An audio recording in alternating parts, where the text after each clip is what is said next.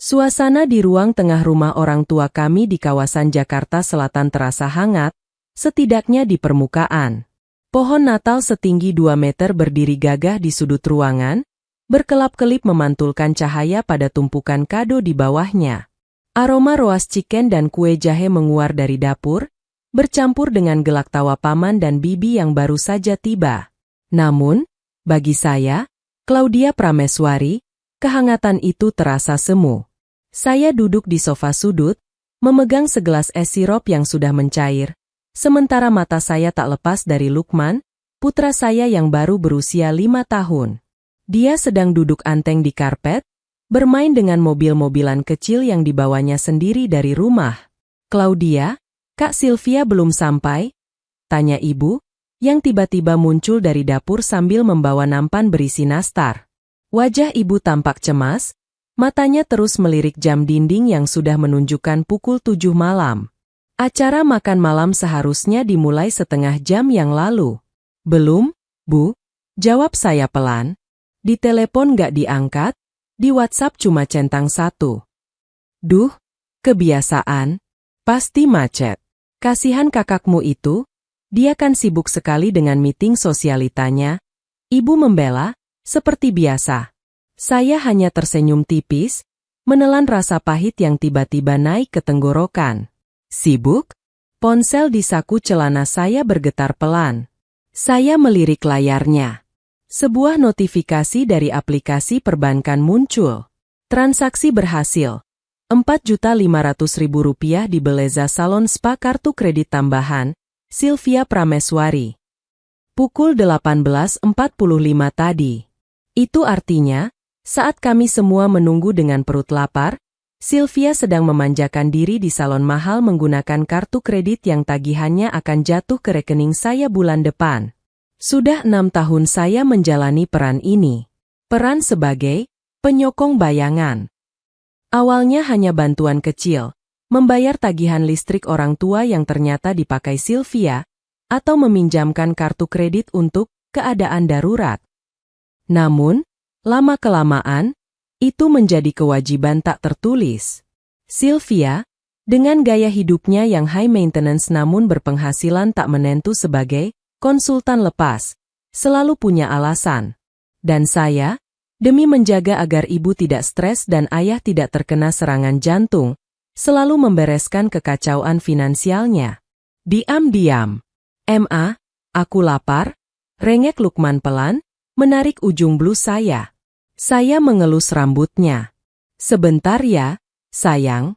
Tante Sylvia datang sebentar lagi, baru kita makan." Tepat pukul 8 malam, pintu depan terbuka lebar. Suara hak tinggi beradu dengan lantai marmer menggema, memecah percakapan keluarga besar. Sylvia masuk bak seorang selebriti di karpet merah. Dia mengenakan gaun merah menyala yang jelas baru dibeli, rambutnya tertata sempurna hasil salon mahal tadi sore, dan di tangannya menjuntai beberapa paper bag kecil. Tidak ada raut bersalah sedikit pun di wajahnya. "Halo semuanya, Merry Christmas." "Duh, macetnya Jakarta gila banget, ya ampun. Kalian belum makan, kan?" serunya dengan nada manja yang dibuat-buat, sambil mencium pipi ibu dan ayah. "Kami sudah menunggu 1 jam, SYL, kata ayah dengan suara berat, namun tidak ada ketegasan di sana. "Ya ampun, yah, namanya juga jalanan. Jangan marah dong, nanti tensinya naik," kilah Sylvia enteng. Matanya kemudian menyapu ruangan dan mendarat pada saya. Tatapannya berubah, dari hangat menjadi meremehkan. "Hai, Clau. Kamu kok pakai baju itu lagi? Itu baju tahun lalu, kan?" Saya menunduk melihat dress sederhana berwarna navy yang saya kenakan. "Masih bagus kok, Kak. Nyaman dipakai." "Ceka, kamu itu ya. Suami kerja, kamu kerja, tapi pelitnya minta ampun sama diri sendiri," cibirnya, cukup keras untuk didengar tante-tante yang duduk di dekat kami. Saya memilih diam. Saya tidak ingin merusak suasana Natal. Suami saya, Reza, meremas bahu saya pelan, memberikan kode untuk bersabar. Setelah makan malam yang riuh, di mana Sylvia mendominasi percakapan dengan cerita tentang liburan imajinernya ke Eropa tahun depan, saat pembagian kado pun tiba. Ini adalah momen yang paling ditunggu anak-anak. Sylvia membagikan kado-kado kecil untuk keponakan-keponakan lain. Bungkusnya terlihat rapi. Sampai akhirnya, dia berdiri di depan Lukman. Lukman, dengan polosnya, berdiri dan tersenyum. "Terima kasih, Tante Via," ucapnya sopan sebelum menerima apapun, seperti yang sudah saya ajarkan. Sylvia menyodorkan sebuah bungkusan plastik hitam kecil, bukan kertas kado, melainkan plastik kresek kecil yang diikat asal-asalan. Semua mata di ruangan itu tertuju pada bungkusan itu. Kontras sekali dengan paper bag mewah yang dipegang Sylvia untuk dirinya sendiri. Lukman membuka ikatan plastik itu. Di dalamnya, ada sebuah mobil-mobilan plastik murahan, jenis yang biasa dijual di pinggir jalan seharga 5 ribuan, yang rodanya bahkan sudah copot satu. Hening. Ruangan itu mendadak sunyi. Lukman menatap mainan rusak itu dengan bingung, lalu menatap saya. Rodanya hilang? Saya merasakan darah saya berdesir panas. Bukan soal harganya. Saya tidak pernah mengajarkan anak saya untuk materialistis. Tapi ini adalah tentang niat dan penghinaan. "Oh, rodanya copot ya?" Sylvia tertawa renyah, tawa yang terdengar sangat menyakitkan di telinga saya. Dia mengibaskan tangannya santai. "Ya sudahlah, Lukman. Namanya juga anak dari keluarga yang pas-pasan, mental miskin jangan dibiasakan dapat barang mahal. Nanti kalau dikasih yang bagus malah rusak atau dijual sama ibumu. Itu cukup buat kamu." Waktu seolah berhenti. Saya melihat wajah Lukman yang memerah menahan tangis karena bingung dan malu. Saya melihat Reza yang sudah siap berdiri dengan rahang mengeras.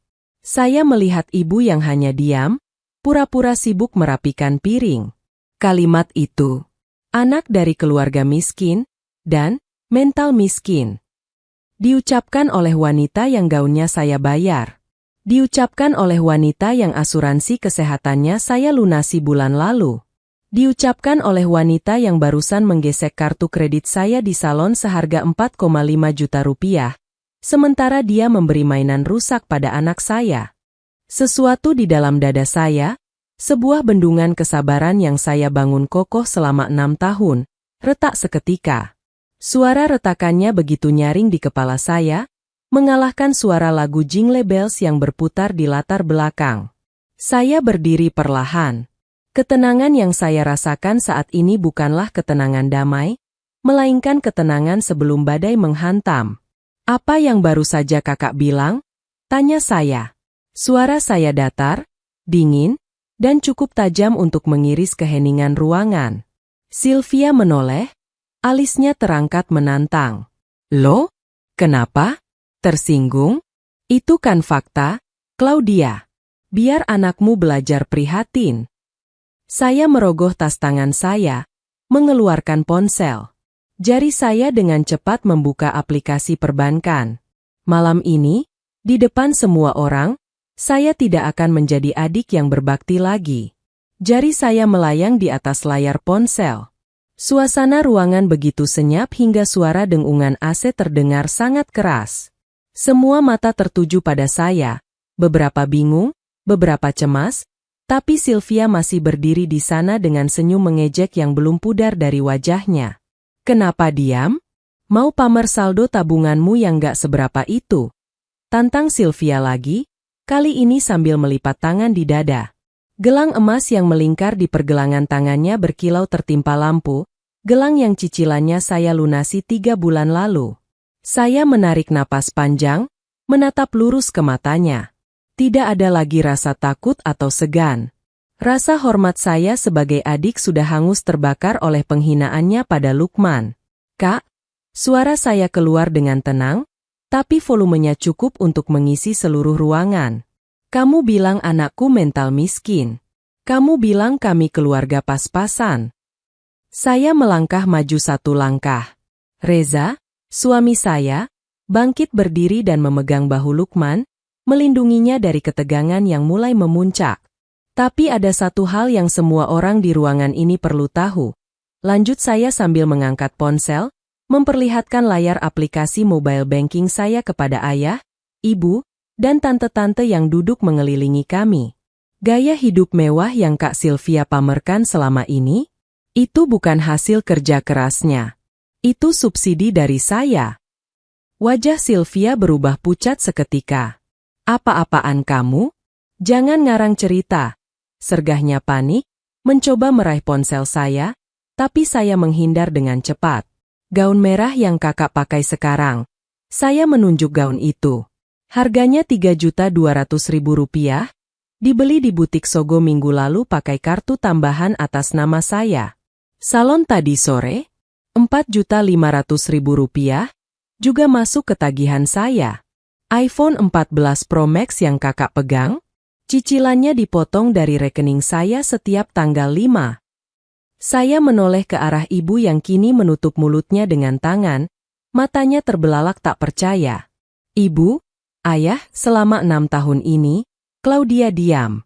Claudia bayar tagihan listrik apartemen Kak Sylvia, asuransi mobilnya, sampai biaya membership gym yang bahkan jarang dia datangi.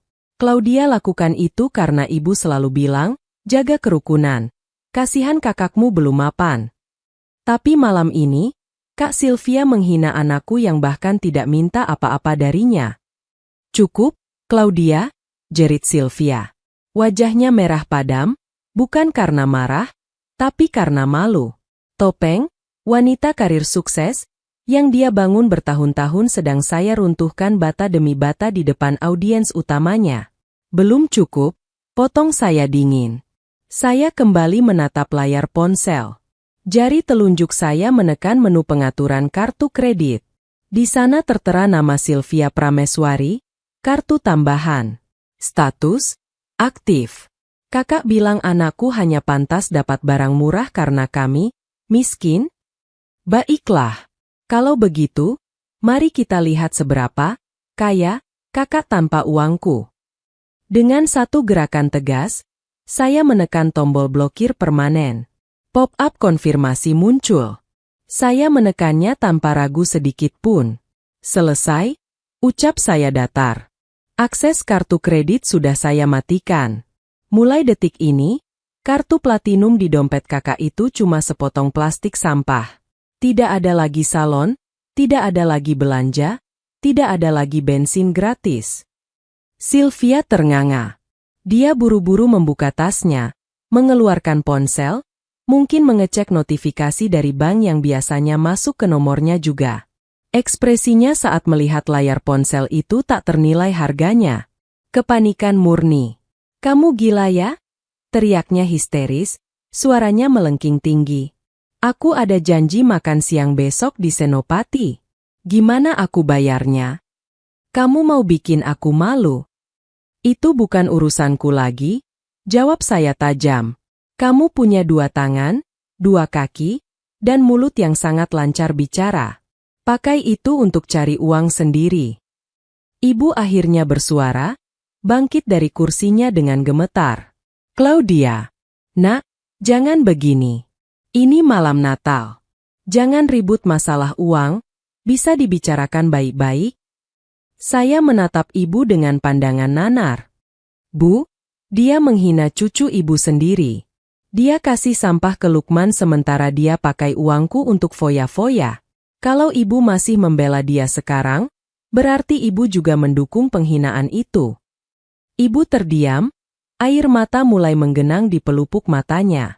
Ayah hanya tertunduk, mungkin terlalu malu atau terlalu syok untuk berkata apa-apa.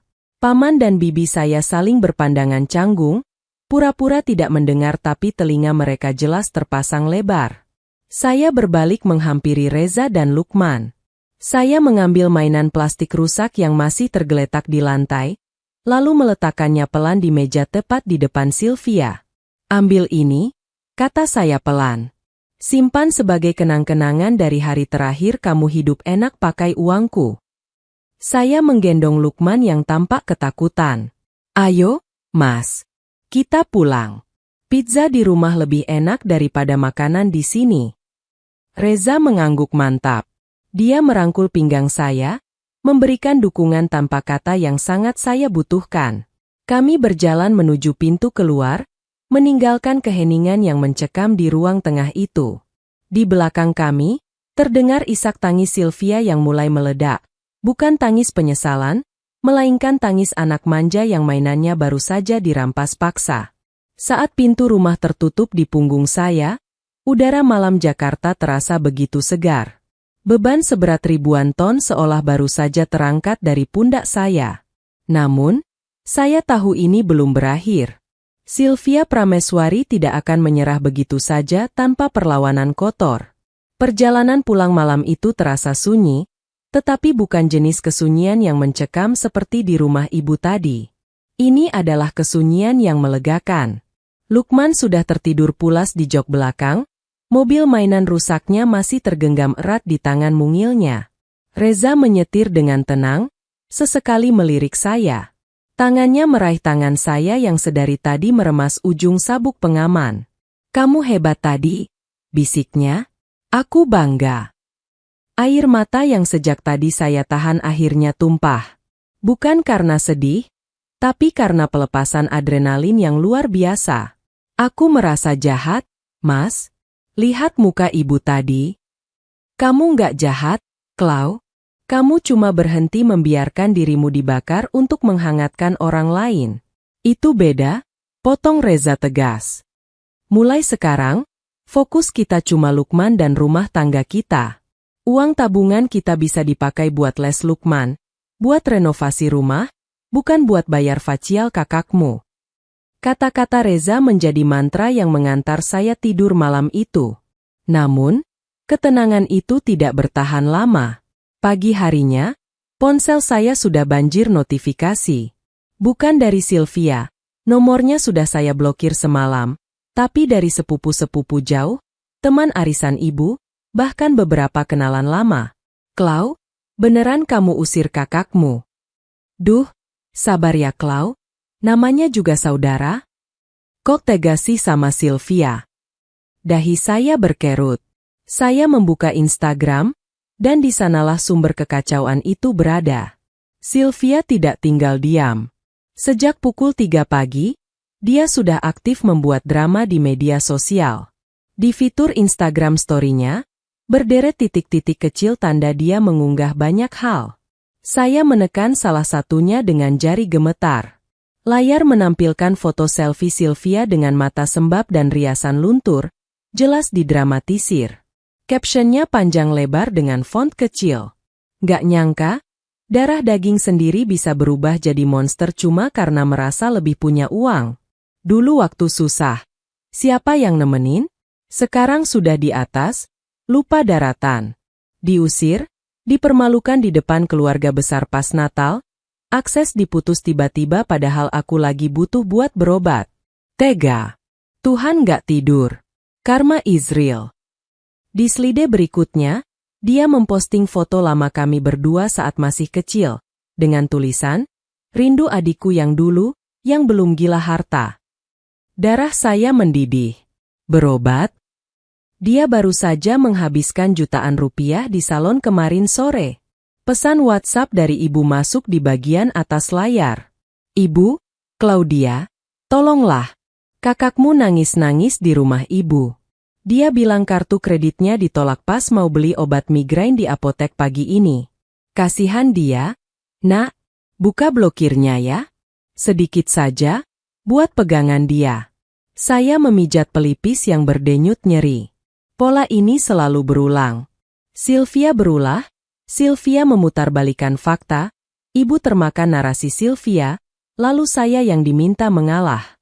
Saya mengetik balasan untuk ibu, kali ini tanpa ragu. Saya, "Bu, saldo di kartu itu limitnya 50 juta dan sudah habis dipakai dia foya-foya bulan ini. Obat migrain harganya nggak sampai 50 ribu. Masa dia nggak punya uang tunai? Kalau ibu mau kasih dia uang, silakan pakai uang ibu. Tapi jangan minta aku nyalakan kartu itu lagi." Sekali aku bilang tidak, tetap tidak. Saya meletakkan ponsel di meja makan dengan kasar.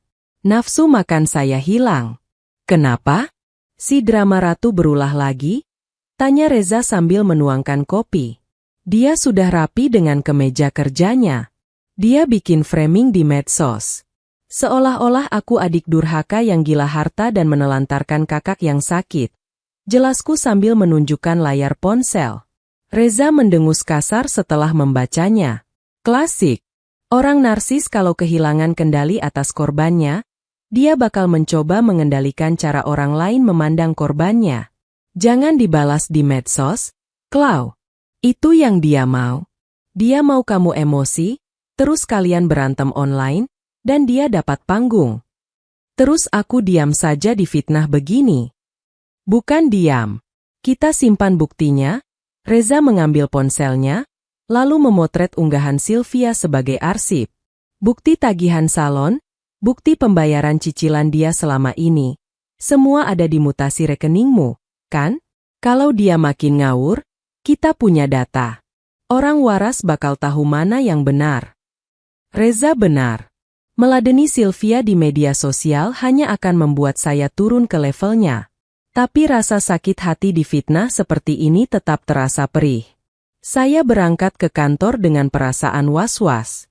Saya bekerja sebagai manajer HR di sebuah perusahaan logistik yang cukup besar. Kantor adalah tempat perlindungan saya, tempat di mana saya dihargai karena kinerja saya, bukan dimanfaatkan.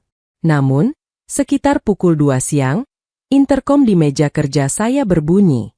Suara resepsionis di lantai dasar terdengar ragu-ragu. Bu Claudia? Maaf mengganggu. Ada tamu di lobi yang memaksa ingin bertemu ibu. Dia agak ribut, Bu. Jantung saya mencelos. Siapa namanya? Mbak. Mengaku kakaknya ibu. Bu Sylvia. Dia bilang ibu mencuri uangnya dan dia mau lapor ke atasan ibu kalau ibu nggak turun sekarang. Saya memejamkan mata, menahan geram. Sylvia benar-benar nekat. Dia tidak hanya menyerang di dunia maya, dia sekarang membawa perang ini ke dunia nyata, ke tempat saya mencari nafkah. Dia tahu kelemahan saya. Saya benci keributan publik dan sangat menjaga profesionalitas. Dulu, ancaman seperti ini akan membuat saya langsung mentransfer uang agar dia diam. Tapi hari ini berbeda. Bilang padanya saya sedang rapat, Mbak, jawab saya dingin. Dan kalau dia membuat keributan yang mengganggu kenyamanan kantor, panggil security. Perlakukan dia seperti orang asing yang mengganggu ketertiban. Jangan beri perlakuan khusus karena dia kakak saya. Baik, Bu. Saya mengerti. Saya menutup telepon dengan tangan gemetar, lalu kembali menatap layar komputer. Perang baru saja dimulai, dan Sylvia baru saja membuat kesalahan fatal. Dia mengira saya akan takut kehilangan reputasi. Padahal, dia lupa bahwa dialah yang hidup dari reputasi palsu, bukan saya. 10 menit berlalu sejak saya menutup telepon interkom, namun konsentrasi saya sudah hancur berkeping-keping. Saya mencoba fokus pada laporan akhir tahun, tetapi setiap suara langkah kaki di lorong membuat jantung saya berdegup kencang. Saya tahu tabiat Sylvia. Dia tidak akan pergi hanya karena dia baikan. Bagi dia, ditolak adalah penghinaan besar yang harus dibayar dengan kekacauan yang lebih besar. Tiba-tiba, suara teriakan melengking terdengar dari arah lift, menembus pintu kaca ruang HR yang kedap suara. Claudia, keluar kamu. Jangan jadi pengecut. Kamu pikir bisa hidup tenang setelah mencuri uangku? Rekan-rekan kerja saya mulai mengangkat kepala dari kubikel mereka. Suasana kantor yang biasanya tenang dan profesional berubah menjadi bisik-bisik yang riuh. Atasan saya, Pak Bram, keluar dari ruangannya dengan dahi berkerut. Claudia, ada apa di luar? Itu suara siapa? Tanya Pak Bram tegas namun ada nada khawatir. Saya berdiri, merapikan blazer dengan tangan yang masih sedikit gemetar. Maaf, Pak Bram, itu kakak saya. Ada urusan keluarga yang sedang dia bawa ke sini. Saya akan segera menyelesaikannya. Saya mohon maaf atas ketidaknyamanan ini. Saya berjalan keluar menuju lobi dengan kepala tegak. Di sana, Sylvia berdiri di tengah ruangan, Wajahnya merah padam. Dia mengenakan kacamata hitam besar yang sekarang bertengger di atas kepalanya. Tangannya menunjuk-nunjuk ke arah dua petugas security yang mencoba menghalanginya. Kalian jangan macam-macam ya. Saya ini kakaknya manajer kalian. Dia itu pencuri. Dia memblokir kartu kredit yang isinya uang tunjangan saya, teriak Sylvia kepada security. Begitu dia melihat saya muncul, dia langsung menyerbu. Nah, ini dia. Claudia, kembalikan akses kartuku sekarang. Aku nggak bisa bayar cicilan apartemen dan mobil. Kamu mau aku jadi gelandangan? Saya berhenti 3 langkah di depannya. Tidak ada teriakan dari mulut saya. Kak Sylvia, ini kantor. Tempat orang bekerja, bukan panggung drama Instagram. Aku nggak peduli. Kamu sudah bikin aku malu di depan keluarga. Sekarang rasakan gimana rasanya dipermalukan di depan bosmu. Sylvia tertawa sinis, suaranya sengaja dikeraskan agar didengar semua orang. Ayo semuanya lihat. Manajer kalian ini aslinya jahat. Dia menelantarkan keluarganya sendiri. Salah satu security, Pak Nanang, mendekati saya. Bu Claudia, apa perlu kami tindak tegas? Beliau sudah sangat mengganggu. Saya menatap Sylvia yang tampak begitu puas melihat kerumunan orang menonton kami. Dia mengira saya akan memohon padanya untuk diam agar posisi saya aman. Dia salah besar. Silakan, Pak Nanang, kata saya tenang. Seperti yang saya katakan di telepon tadi. Beliau tidak memiliki kepentingan bisnis di sini dan sudah mengganggu ketertiban umum. Jika dia tidak mau pergi dalam hitungan ketiga, silakan hubungi polisi. Mata Sylvia membelalak. Polisi? Kamu mau laporin kakakmu sendiri ke polisi? 1. Saya mulai menghitung. Claudia, jangan main-main. Aku bisa hancurin reputasimu. 2. Dasar adik durhaka. Kamu bakal kena kualat. Sylvia mulai meronta saat Pak Nanang dan rekannya memegang lengannya untuk menuntunnya keluar. Dia mulai nekat. Sylvia mencoba menepis tangan security dan justru melayangkan tamparan ke arah wajah Pak Nanang. Suara plak bergema di lobi. Kerumunan penonton tersentak. Ini sudah bukan lagi sekadar pertengkaran keluarga. Ini adalah penganiayaan fisik. 3. Ucap saya lirih. Pak Nanang, panggil polisi sekarang. Kita punya rekaman CCTV sebagai bukti penganiayaan terhadap staf keamanan kantor kami, kata saya dengan nada yang dingin namun stabil. Sylvia mulai panik. Dia mencoba melepaskan diri, tapi security kantor kami sudah terlatih. Mereka membawanya ke ruang pengamanan sementara menunggu pihak berwajib datang. Teriakan-teriakannya perlahan menjauh, menyisakan keheningan yang menyesakkan di lobi. Saya berbalik dan mendapati Pak Bram masih berdiri di sana. Saya mendekat, merasa sangat malu namun tahu saya harus bertanggung jawab. Pak Bram, saya benar-benar minta maaf. Saya bersedia menerima sanksi apapun karena kejadian ini mengganggu operasional, kata saya tulus. Pak Bram menatap saya cukup lama, lalu menghela napas. Claudia, saya sudah kenal kamu 5 tahun. Saya tahu kinerja kamu. Masalah keluarga memang berat, tapi tindakanmu tadi sudah benar. Kamu tidak membiarkan emosi pribadi merusak aturan kantor. Tapi saran saya, selesaikan secara hukum jika dia sudah mulai nekat begini. Kantor akan mendukungmu dari sisi keamanan. Saya mengangguk, merasa sedikit lega namun tahu bahwa babak paling pahit baru saja dimulai. 1 jam kemudian, sebuah mobil polisi tiba di lobi kantor. Saya melihat dari balik jendela kaca saat Sylvia, yang kini rambutnya acak-acakan dan riasannya hancur karena menangis histeris, digiring masuk ke dalam mobil polisi. Hari itu, untuk pertama kalinya, saya menyadari bahwa memutus rantai toksik tidak cukup hanya dengan kata-kata. Terkadang, kamu harus membiarkan hukum alam dan hukum negara bekerja untuk memberikan pelajaran yang tidak pernah bisa mereka terima dari nasihat keluarga. Kantor polisi di sore hari itu terasa menyesakan. Bau asap rokok, kopi instan, dan aroma pengap dari tumpukan berkas menyambut saya saat saya melangkah masuk bersama Reza. Saya datang bukan untuk membebaskan Sylvia, melainkan untuk memberikan keterangan tambahan sebagai saksi sekaligus pihak yang memanggil pihak berwenang. Di sebuah sudut ruang pemeriksaan, saya melihat Sylvia. Dia tidak lagi terlihat seperti sosialita yang angkuh. Dia duduk di bangku kayu keras dengan riasan yang luntur sepenuhnya akibat tangisan dan keringat.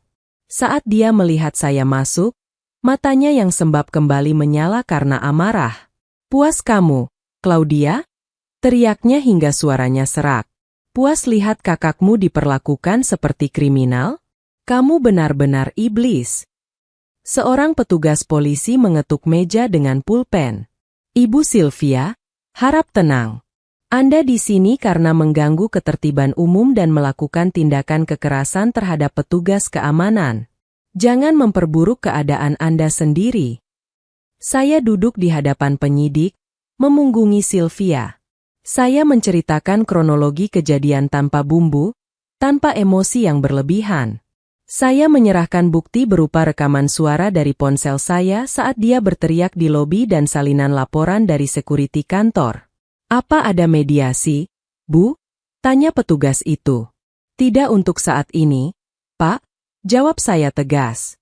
"Saya ingin ada efek jera. Kakak saya merasa bahwa status keluarga memberinya kekebalan untuk menginjak-injak harga diri dan pekerjaan saya. Saya ingin laporan ini tetap diproses." Sylvia histeris. Dia mulai memohon pada polisi, lalu kembali memaki saya. Dia mencoba menelepon ibu, tetapi sepertinya ibu sudah tidak sanggup lagi mengangkat telepon setelah saya mengirimkan rekaman keributan Sylvia di kantor tadi sore. Malam itu, Sylvia resmi ditahan untuk pemeriksaan lebih lanjut. Karena ada bukti kekerasan fisik, tamparan pada security, dia tidak bisa langsung pulang. Dia harus menginap di sel polsek. "Clau, kamu serius mau membiarkan dia di sana semalaman?" tanya Reza saat kami berjalan menuju parkiran. "Hanya semalam, Mas. Dia perlu merasakan bagaimana rasanya tidak punya kendali. Selama ini dia merasa dunia berputar di sekelilingnya karena aku selalu menyediakan karpet merah untuknya. Biar dia sadar, tanpa uang yang dia benci dari keluarga miskin ini, dia bahkan tidak bisa membeli kebebasannya sendiri." Keesokan harinya, telepon saya berdering tanpa henti. Ibu dan ayah datang ke rumah saya pagi-pagi sekali. Wajah mereka tampak kuyu. Mereka rupanya sudah mengunjungi Sylvia di sel dan merasa hancur melihat kondisi putri sulungnya. "Claudia, ibu mohon cabut laporannya," isak ibu sambil memegang tangan saya. "Dia sudah kapok. Dia tidur di lantai, makannya seadanya. Dia kakakmu, satu rahim denganmu." "Bu," saya mengajak ibu duduk. "Ibu tahu kenapa dia sampai di sana? Bukan karena aku jahat, tapi karena dia merasa bisa mempermalukan aku di tempat kerjaku tanpa konsekuensi. Kalau aku cabut laporannya sekarang, besok dia akan melakukan hal yang lebih gila lagi. Tapi keluargamu akan dicap buruk, Nak," ayah menimpali dengan suara pelan. "Apa kata orang kalau tahu anak sulung ayah masuk penjara karena dilaporkan adiknya sendiri?" Saya menatap ayah dengan getir. Ayah lebih peduli pada omongan orang atau pada kehormatan saya yang diinjak-injak di kantor? Ayah tahu, kalau perusahaan saya tidak bijak, saya bisa dipecat karena ulah Sylvia? Siapa yang akan membiayai pengobatan ayah kalau saya pengangguran? Sylvia? Dia bahkan tidak punya saldo cukup untuk membeli martabak. Ayah terdiam. Kebenaran itu menghantamnya keras. Selama ini mereka menutup mata terhadap fakta bahwa stabilitas keluarga ini bergantung sepenuhnya pada saya, si anak kedua yang selalu mengalah. "Aku akan mencabut laporannya nanti sore," kata saya akhirnya, membuat mata ibu berbinar lega. "Tapi dengan satu syarat yang tidak bisa ditawar." "Apa itu, Nak?" "Apapun akan ibu lakukan," ujar ibu cepat. "Saya akan memutus seluruh hubungan finansial. Bukan cuma kartu kredit. Saya akan berhenti membayar premi asuransi kesehatan Sylvia. Saya akan memutus langganan internet di apartemennya yang saya bayar, dan saya tidak akan lagi menyisihkan uang untuk biaya hidupnya. Mulai hari ini, Sylvia Prameswari harus berdiri di atas kakinya sendiri. Dan ibu, ayah, kalian tidak boleh memberikan uang saya kepada dia secara diam-diam. Jika saya tahu itu terjadi, bantuan saya untuk ibu dan ayah juga akan saya hentikan. Ruang tamu itu menjadi sunyi. Kesepakatan ini terasa berat bagi mereka, tapi mereka tahu saya tidak sedang menggertak. Sisi, Claudia yang penurut, sudah mati di malam Natal itu. Sore itu, saya menepati janji. Saya mendatangi kantor polisi untuk mencabut laporan gangguan ketertiban. Namun, sebelum Sylvia melangkah keluar dari sel, saya meminta waktu 5 menit untuk berbicara dengannya di ruang kunjungan, tanpa kehadiran ibu atau ayah. Ketika pintu sel dibuka, Sylvia keluar dengan langkah gontai. Rambutnya berminyak, bajunya kusut, dan bau keringat bercampur parfum mahal yang sudah basi menguar dari tubuhnya. Tidak ada lagi keangkuhan di matanya, yang ada hanya kemarahan yang tertahan. "Puaskan kamu melihatku begini?" desisnya saat duduk di depan saya. "Aku tidak merasa puas, Kak. Aku hanya merasa selesai," jawab saya tenang. Saya meletakkan sebuah amplop coklat di atas meja. "Apa itu? Uang? Kamu mau menyogokku supaya aku tidak bicara ke media?" Saya tersenyum tipis. "Buka saja." Dengan tangan gemetar, Sylvia membuka amplop itu. Isinya bukan uang, melainkan tumpukan printout dokumen. Lembar pertama, surat pembatalan polis asuransi kesehatan atas namanya. Lembar kedua, bukti pemutusan langganan internet dan TV kabel di apartemennya. Lembar ketiga, surat kuasa pencabutan auto debit untuk cicilan mobilnya. Lembar keempat, daftar mutasi rekening selama setahun terakhir yang saya beri stabilo kuning pada setiap transaksi untuk kebutuhannya. Totalnya mencapai ratusan juta rupiah. "Ini apa, Claudia?" Suaranya mulai naik. "Itu adalah daftar kemerdekaan saya," jawab saya tegas. "Hari ini, saya sudah mencabut laporan polisi. Kamu bebas pulang. Tapi, kamu pulang ke dunia di mana tidak ada lagi subsidi dari saya. Semua fasilitas yang kamu nikmati selama 6 tahun ini sudah saya hentikan per detik ini." Sylvia tertawa sinis, meski matanya berkaca-kaca. "Kamu pikir aku peduli? Aku punya banyak teman. Aku bisa cari jalan lain." "Silakan. Tapi jangan lupa, mobil yang kamu pakai itu atas nama saya.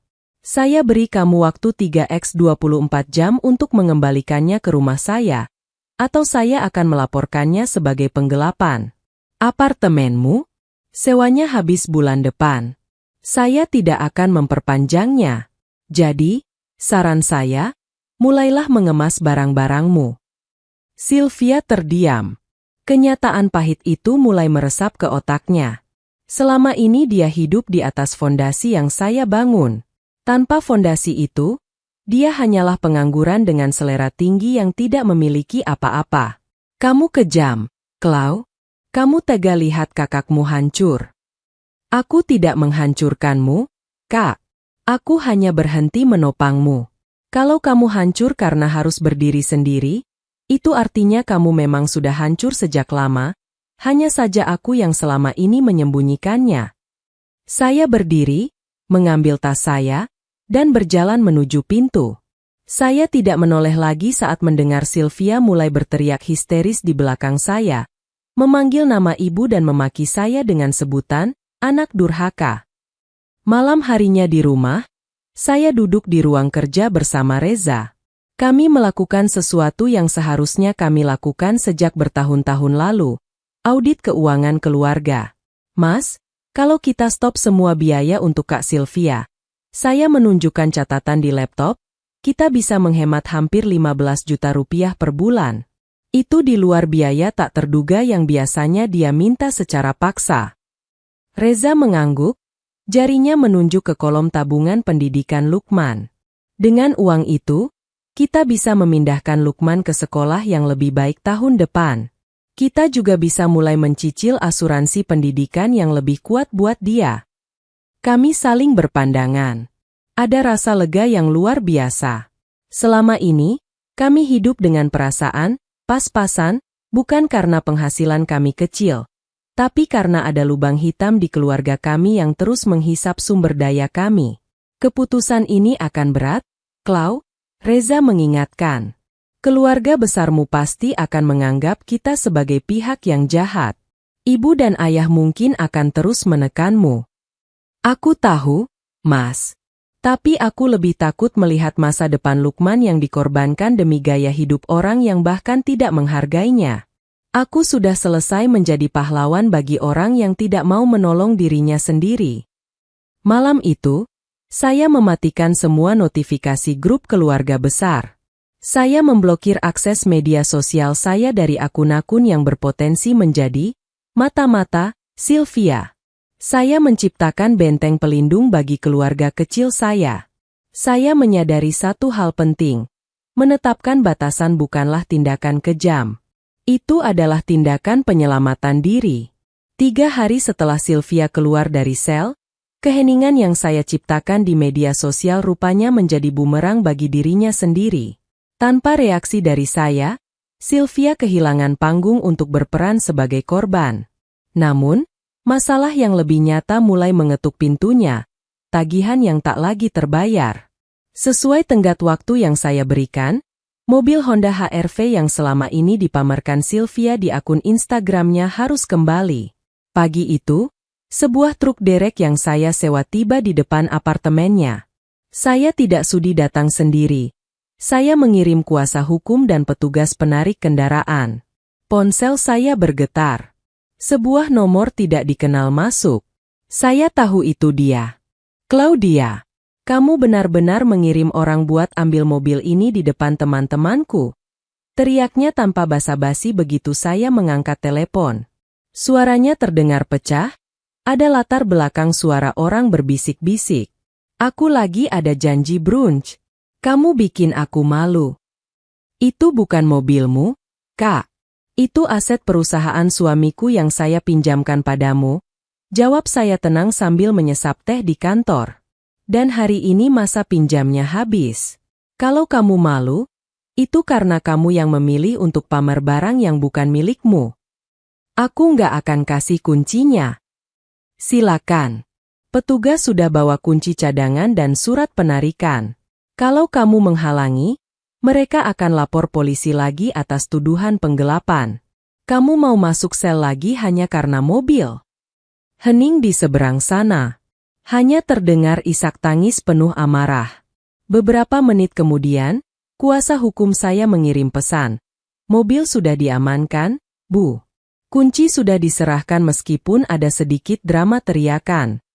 Pekan itu menjadi pekan pembersihan besar-besaran. Saya benar-benar mengaudit setiap rupiah yang keluar.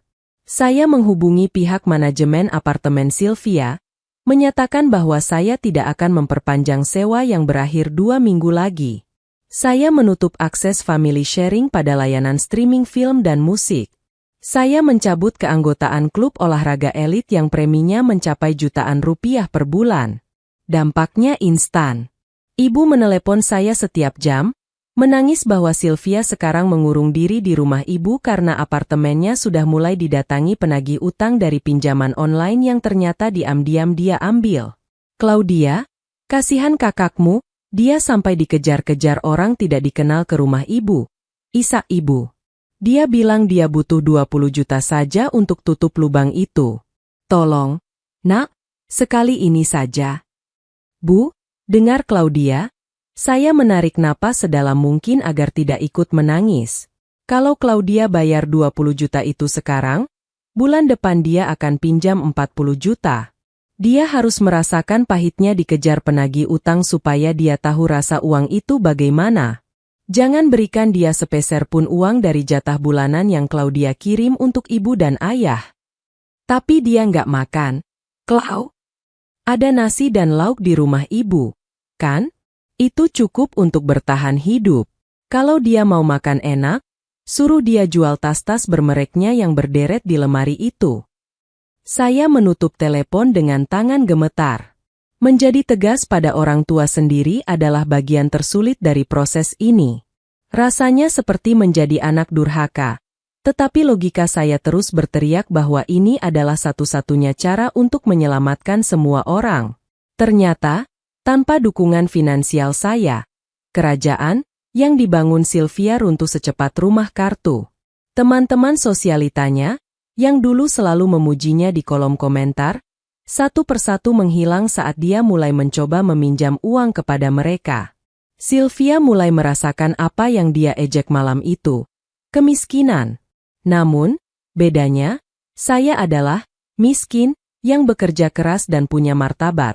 Sementara dia adalah kaya, palsu yang kini tidak punya tempat untuk berpaling. Di tengah kekacauan itu, saya melihat perubahan pada diri Lukman. Dia tidak lagi bertanya kenapa Tante Via tidak pernah datang. Dia lebih ceria karena setiap akhir pekan, kami punya anggaran ekstra untuk mengajaknya ke toko buku atau taman bermain. Ma, nanti kita beli mainan yang ada rodanya 4 ya? Yang nggak copot? Kata Lukman suatu sore saat kami bersiap pergi. Saya memeluknya erat. Iya, sayang, kita beli yang paling bagus, dari uang hasil kerja keras mama dan papa sendiri. Malam itu, saya menyadari bahwa kebebasan finansial bukan hanya soal angka di rekening, tapi soal kedaulatan untuk menentukan siapa yang layak masuk dalam lingkaran hidup kita. Dan Sylvia, untuk saat ini, sudah berada jauh di luar lingkaran itu. 2 minggu berlalu, dan efek domino dari keputusan saya mulai menghantam reputasi Sylvia secara telak. Selama ini, Sylvia dikenal di lingkaran pergaulannya sebagai wanita karir sukses yang royal. Namun, tanpa kartu kredit saya, dia mulai melakukan kesalahan-kesalahan yang memalukan. Berita sampai ke telinga saya melalui seorang teman lama yang juga mengenal Sylvia. Rupanya, Sylvia sempat mencoba mengadakan acara arisan mewah di sebuah restoran di Jakarta Pusat, berharap bisa mendapatkan uang tarikan arisan untuk menutupi utang pinjolnya. Namun, karena saya telah memutus akses kartu kreditnya, dia tidak bisa membayar deposit restoran. Dia diusir pelan-pelan oleh manajer restonya, Klau. Malu banget, teman-temannya sampai saling lirik karena Sylvia mendadak bilang, dompetnya ketinggalan, padahal dia bawa tas mahal. Cerita teman saya itu. Saya hanya mendengarkan sambil menyesap kopi. Tidak ada rasa puas, hanya ada rasa miris. Puncak dari kejatuhan mental Sylvia terjadi ketika masa sewa apartemennya benar-benar habis. Sesuai janji saya tidak memperpanjangnya. Manajemen apartemen memintanya mengosongkan unit tersebut karena penyewa baru sudah membayar uang muka. Sore itu, saya mendapat telepon dari ayah. Suaranya terdengar sangat lelah, jauh lebih tua dari usia aslinya. Claudia, kakakmu ada di depan rumah. Dia membawa 4 koper besar. Dia bilang dia tidak punya tempat tinggal lagi. Terus ayah izinkan dia masuk?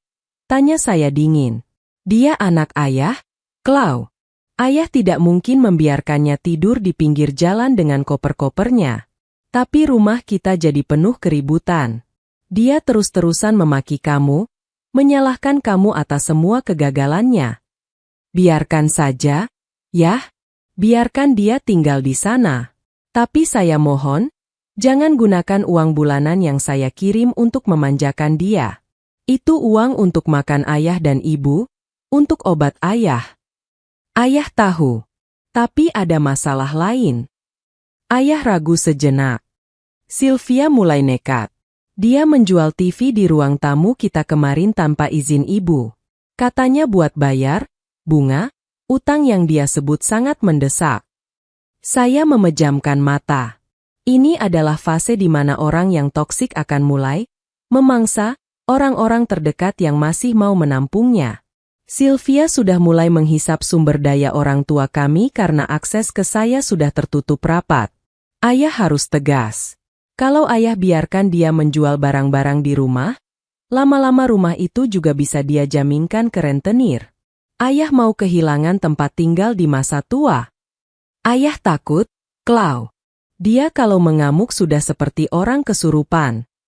Mendengar itu, hati saya tersayat.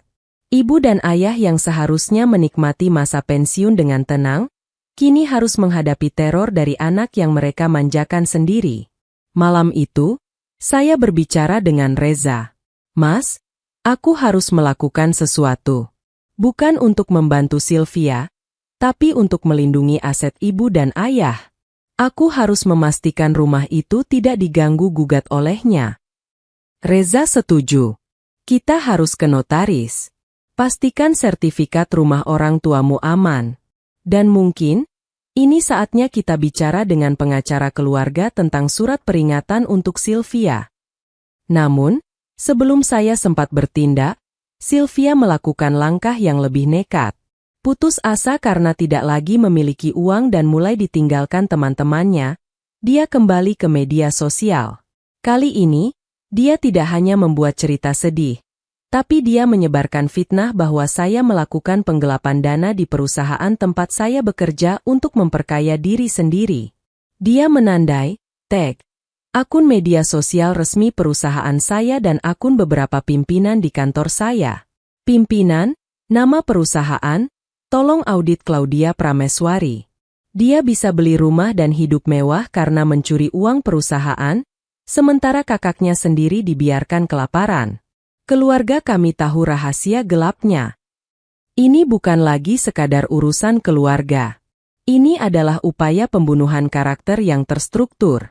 Sylvia mencoba menghancurkan satu-satunya hal yang membuat saya kuat, pekerjaan saya. Tapi dia lupa satu hal. Saya adalah seorang manajer HR. Saya mengerti hukum, saya mengerti prosedur, dan saya memiliki semua catatan keuangan yang bersih. Dia baru saja menggali lubang kuburnya sendiri secara hukum. Pagi itu, suasana di kantor terasa sangat dingin. Saat saya berjalan melewati meja resepsionis, beberapa staf menatap saya dengan pandangan yang sulit diartikan. Unggahan Sylvia telah menjadi viral di kalangan internal perusahaan setelah beberapa akun anonim menyebarkannya di grup WhatsApp karyawan. Saya dipanggil ke ruang direksi pukul 10 pagi. Pak Bram duduk di sana bersama tim legal perusahaan. Claudia, Pak Bram memulai dengan nada berat.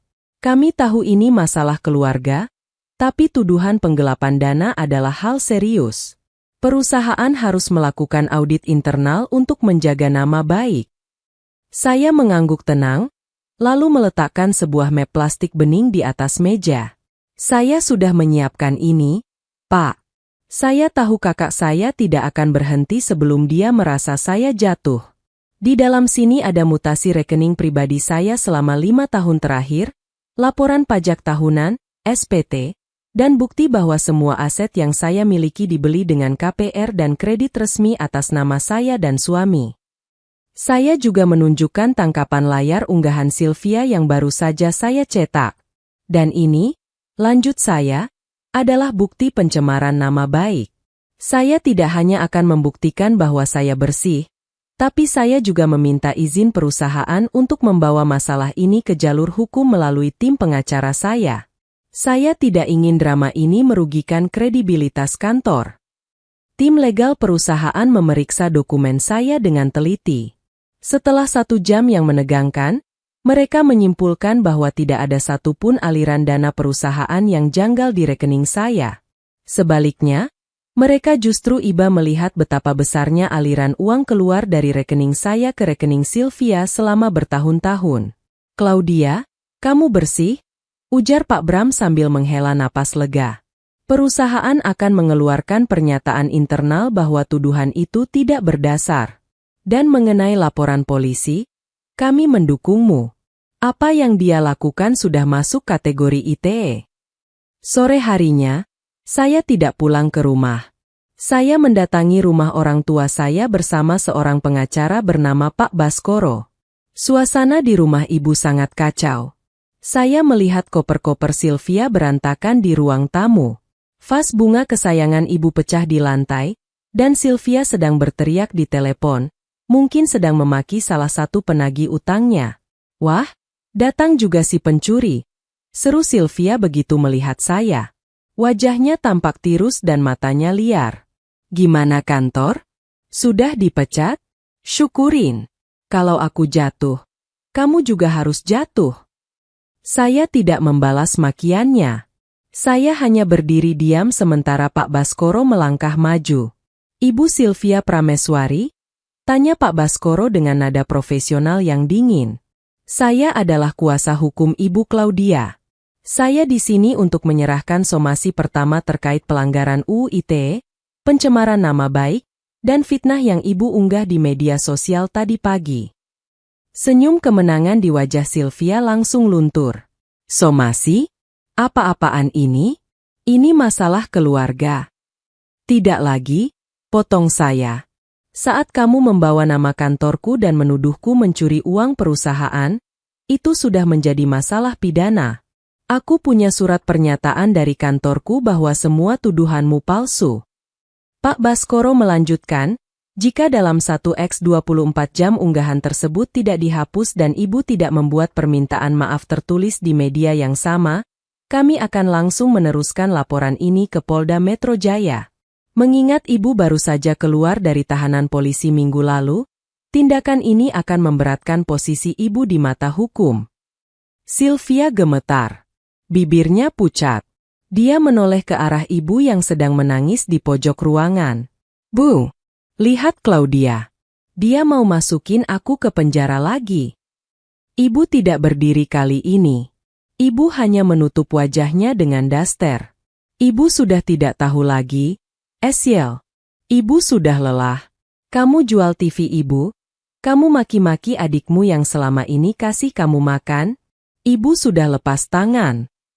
Pernyataan Ibu adalah pukulan telak bagi Sylvia. Benteng terakhirnya, pembelaan buta dari Ibu, telah runtuh. Satu hal lagi, kata saya sambil menatapnya tajam. Sertifikat rumah ini sudah saya amankan di Safe Deposit Box Bank atas izin ayah. Kamu tidak akan bisa menjual atau menjaminkan rumah ini untuk bayar utang-utang konyolmu. Pilihannya cuma dua, diam dan cari kerja, atau masuk penjara lagi dengan hukuman yang jauh lebih lama. Sylvia jatuh terduduk di lantai, menangis meraung-raung. Tapi kali ini, tangisannya tidak membuat saya merasa bersalah. Saya merasa merdeka. Malam itu, Sylvia terpaksa menghapus semua unggahannya. Dia mengunggah permintaan maaf singkat di Instagram Story, sebuah teks hitam polos dengan tulisan kecil yang tampak sangat terpaksa. Namun, nasi sudah menjadi bubur. Teman-teman sosialitanya yang tersisa justru melakukan screenshot pada permintaan maaf itu dan menjadikannya bahan gunjingan baru. Reputasi Sylvia sebagai wanita sukses telah tamat secara sosial. Namun, drama belum berakhir. Konsekuensi dari hidup mewah tanpa penghasilan mulai mengetuk pintu rumah orang tua kami dalam wujud yang lebih menyeramkan. Debt collector. Beberapa hari setelah somasi saya, sekelompok pria berbadan tegap mendatangi rumah Ibu. Mereka bukan dari bank resmi, melainkan dari salah satu aplikasi pinjaman online ilegal dan rentenir perorangan tempat Sylvia meminjam uang dengan bunga mencekik untuk menutupi gaya hidupnya di bulan-bulan terakhir. Mana Sylvia? Keluar. Jangan jadi pengecut di ketiak orang tua. Teriak salah satu dari mereka dari balik pagar. Ayah menelepon saya dengan suara gemetar. Claudia, mereka ada di depan. Ayah takut. Mereka menggedor-gedor pagar keras sekali. Sylvia mengunci diri di kamar. Dia tidak mau keluar. Jangan buka pagarnya. Yah, kata saya tegas. Telepon polisi lingkungan sekarang. Jangan biarkan mereka masuk. Saya segera meluncur ke sana bersama Reza. Saat kami tiba, suasananya sangat mencekam. Para penagih utang itu berteriak-teriak menyebutkan nominal utang Sylvia yang ternyata sudah membengkak menjadi hampir 150 juta rupiah. Uang yang entah lari kemana saja. Begitu saya turun dari mobil, para penagih itu menghampiri saya. Ibu adiknya? Ibu yang punya uang, kan? Tolong bayar utang kakak ibu ini. Saya menatap mereka satu persatu. Saya tidak punya sangkut paut dengan utang-utang itu. Tidak ada tanda tangan saya di sana, dan saya bukan penjaminnya. Jika kalian merasa dirugikan, silakan gugat secara perdata. Tapi jika kalian mengancam keselamatan orang tua saya dan membuat keributan di sini, saya yang akan melaporkan kalian ke polisi. Tapi dia bilang adiknya kaya, seru salah satu penagih. Itu urusan dia. Harta saya bukan harta dia, jawab saya tanpa berkedip. Polisi lingkungan tiba tak lama kemudian dan membubarkan kerumunan itu. Setelah keadaan kondusif, saya masuk ke dalam rumah. Ibu duduk di kursi makan dengan wajah pucat pasi, sementara ayah memijat dadanya yang terasa sesak. Saya menuju kamar Sylvia dan menggedor pintunya dengan keras. Keluar, Sylvia. Keluar sekarang. Pintu terbuka sedikit. Sylvia mengintip dengan wajah hancur. Tidak ada lagi sisa kecantikan salon di sana. Lihat apa yang kamu lakukan pada ibu dan ayah. Saya menarik lengannya, menyeretnya ke ruang tamu. Kamu hampir membuat ayah kena serangan jantung karena utang-utangmu. Kamu mau mereka mati hanya supaya kamu bisa tetap pakai tas branded. Aku cuma butuh waktu, Clau. Aku akan cari kerja. Rintihnya, suaranya kecil dan parau. Kerja apa? Selama ini kamu cuma tahu cara membelanjakan uang, bukan mencarinya. Kamu tahu apa yang akan terjadi sekarang? Saya menunjuk ke arah tumpukan koper di pojok ruangan. Semua barang-barang bermerekmu itu, tas, jam tangan, sepatu, semuanya akan kita bawa ke toko Prilovet besok pagi. Semuanya. Hasil penjualannya akan dipakai untuk melunasi utang-utangmu yang membuat nyawa orang tua kita terancam. Enggak. Itu barang-barangku. Itu satu-satunya harga diriku. Jerit Sylvia histeris. Harga dirimu sudah hilang saat kamu membiarkan penagih utang memaki-maki orang tuamu. Kak, balas saya lebih keras. Pilih. Barang-barang itu dijual, atau aku biarkan penagih utang itu masuk ke kamar ini dan mengambil apapun yang mereka suka, termasuk kamu. Sylvia jatuh terduduk di lantai, menangis meraung-raung seperti anak kecil. Dia kehilangan segalanya. Topengnya, hartanya, dan kini barang-barang yang selama ini dia jadikan identitas diri pun harus dirampas oleh kenyataan. Esok harinya, saya sendiri yang mengawasi proses penjualan barang-barang Sylvia. Barang yang dulu dia beli dengan harga puluhan juta, kini hanya dihargai setengah atau sepertiganya karena dijual cepat. Uang yang terkumpul ternyata hanya cukup untuk membayar pokok utang-utangnya, menyisakan sedikit sekali untuknya bertahan hidup. Saat itulah Sylvia sadar, dia benar-benar berada di titik nol. Dan kali ini, tidak ada tangan Claudia yang akan mengangkatnya kembali ke atas awan. 2 minggu setelah penjualan besar-besaran barang bermerek miliknya, rumah orang tua kami berubah menjadi tempat yang asing. Tidak ada lagi gelak tawa atau aroma masakan mewah. Yang tersisa hanyalah kesunyian yang berat dan rasa canggung yang mendalam. Sylvia kini menghuni kamar lamanya. Kamar yang dulu penuh dengan kotak sepatu mahal dan parfum impor, kini hanya berisi kasur tanpa sprei bagus dan tumpukan baju harian yang tersisa. Dia tidak lagi keluar rumah. Dia takut bertemu tetangga yang sudah mendengar keributan para penagih utang, dan dia lebih takut lagi melihat layar ponselnya. Saya datang sore itu untuk mengantarkan bahan makanan mingguan untuk ibu dan ayah. Saya sengaja tidak memberi uang tunai dalam jumlah banyak, khawatir uang itu akan berakhir di tangan Sylvia untuk membeli pulsa atau barang tidak berguna lainnya. Dia gimana, Bu? Tanya saya sambil menyusun telur dan sayuran di kulkas. Ibu menghela napas, matanya menatap kosong ke arah taman belakang. Sering melamun. Kadang menangis sendiri. Kemarin dia coba melamar kerja ke butik temannya, tapi ditolak. Temannya bilang, maaf Esiel, kami nggak butuh staf yang lebih banyak drama daripada kerja. Saya terdiam. Itulah konsekuensi dari membakar jembatan. Di masa kejayaannya, Sylvia sering merendahkan teman-temannya yang merintis usaha dari bawah. Sekarang, Saat dia membutuhkan uluran tangan, tidak ada satupun jembatan yang tersisa untuk dia seberangi. Tiba-tiba, Sylvia keluar dari kamarnya.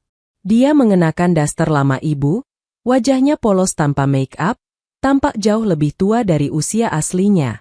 Dia melihat saya, tapi tidak ada makian kali ini. Matanya kosong. "Claudia?" panggilnya lirih. "Ya." "Boleh aku pinjam uang 50.000? Aku ingin beli pembalut dan sabun cuci muka. Punya ibu sudah habis aku pakai." Saya menatapnya cukup lama. Ada dorongan di hati saya untuk langsung memberikan lembaran uang itu, tapi saya teringat Lukman. Saya teringat bagaimana dia menghina anak saya. "Aku tidak akan memberimu uang tunai, Kak," kata saya datar. "Tapi aku sudah membelikan sabun, pembalut, dan kebutuhan mandi di dalam plastik itu. Pakailah secukupnya." Wajah Sylvia memerah. "Sampai segininya kamu menghinaku? Untuk uang 50.000 saja aku harus mengemis barang." "Ini bukan penghinaan. Ini adalah cara aku memastikan bahwa aku tidak lagi menjadi mesin ATM pribadimu. Kamu harus belajar bahwa setiap barang yang kamu pakai ada harganya, dan itu didapat dari kerja keras orang lain." Sylvia tertunduk. Bahunya berguncang pelan.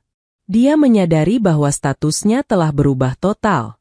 Dari seorang ratu yang mengatur semua orang, menjadi orang dewasa yang bahkan untuk kebutuhan sanitasi pun harus bergantung pada belas kasihan adik yang dulu dia injak-injak. "Apa yang harus aku lakukan, Clau?" tanyanya di sela isak tangis. "Aku nggak punya apa-apa lagi. Semua temanku memblokir aku. Utangku memang sudah lunas yang besar, tapi aku nggak punya masa depan." "Masa depanmu ada di tanganmu sendiri, bukan di kartu kreditku," jawab saya sambil bersiap pergi. "Mulailah dari hal kecil. Bantu ibu bersihkan rumah, masak, atau cari kerja apapun yang halal. Berhenti jadi parasit.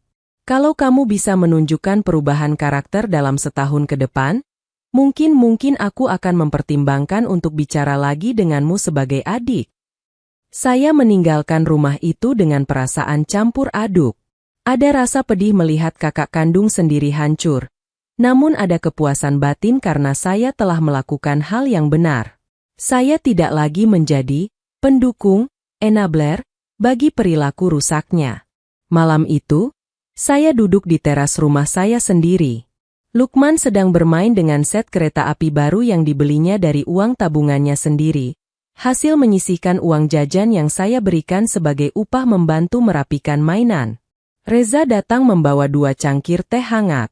"Kamu sudah melakukan yang terbaik untuknya, Clau. Memberinya uang sekarang justru akan membunuhnya pelan-pelan." "Aku tahu, Mas.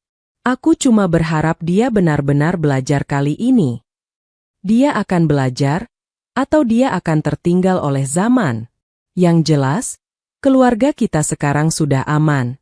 Itu yang paling penting." Saya tersenyum dan menyandarkan kepala di bahu Reza. Badai itu memang menghancurkan banyak hal, tapi setelah badai berlalu, saya akhirnya bisa melihat langit yang cerah. Langit milik saya, suami saya, dan masa depan putra saya. 1 tahun berlalu sejak malam Natal yang meruntuhkan segalanya. Suasana Natal kali ini sangat berbeda. Tidak ada lagi pesta besar yang dipaksakan di rumah orang tua kami. Saya, Reza, dan Lukman memutuskan untuk merayakannya dengan cara yang lebih bermakna. Makan malam sederhana di rumah kami sendiri, lalu membagikan paket sembako ke panti asuhan dekat tempat tinggal kami. Lukman kini tumbuh menjadi anak yang penuh percaya diri. Dia sudah masuk sekolah dasar dan menjadi juara kelas. Yang lebih membanggakan, dia belajar menghargai setiap barang yang dia miliki. Mainan mobil-mobilan dari plastik hitam pemberian Sylvia setahun lalu masih tersimpan di kotak kenangan miliknya. Sebuah pengingat bagi saya bahwa dari luka yang paling dalam sekalipun, kita bisa belajar untuk tumbuh. Sore itu, saya mengunjungi rumah ibu untuk mengantarkan kado Natal. Saya melihat pemandangan yang tak pernah saya bayangkan sebelumnya. Di halaman depan, Sylvia sedang menyapu daun-daun kering. Rambutnya diikat kuda dengan sederhana, wajahnya terlihat segar meski tanpa riasan mahal. Dia bekerja sebagai kasir di sebuah swalayan lokal dekat rumah ibu sejak 6 bulan lalu. Gajinya memang tidak seberapa jika dibandingkan dengan nominal yang dulu dia gesek dari kartu saya dalam satu sore, tapi ada satu hal yang berbeda di matanya, kenyataan. "Hai, Clau," sapa Sylvia saat melihat mobil saya masuk. Dia tersenyum, senyum yang tulus, bukan senyum sinis yang biasa dia tunjukkan. "Hai, Kak. Selamat Natal." Saya turun dari mobil dan membalas senyumnya. Kami duduk di teras, menyesap teh melati buatan ibu. Sylvia bercerita betapa beratnya bulan-bulan pertama dia bekerja. Dia harus belajar bangun pagi, menghadapi komplain pelanggan, dan mengelola gaji yang hanya cukup untuk makan dan transportasi. "Dulu aku pikir uang 50.000 itu nggak ada harganya, Clau," ucapnya sambil menatap tangannya yang kini agak kasar karena pekerjaan rumah. "Sekarang, setelah berdiri 10 jam di kasir hanya untuk mendapatkan upah harian, aku sadar betapa jahatnya aku padamu selama ini. Aku menghabiskan keringatmu untuk sesuatu yang bahkan tidak membuatku jadi orang yang lebih baik." Saya menyentuh tangannya pelan. "Aku sudah memaafkanmu, Kak. Sejak aku memutuskan untuk berhenti membencimu dan mulai menetapkan batasan. Terima kasih sudah tidak menyerah padaku dengan cara yang keras itu.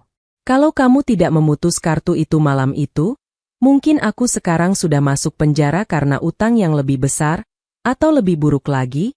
Sylvia menghela napas panjang. Ibu dan ayah keluar dari dalam rumah, tampak jauh lebih sehat dan bahagia.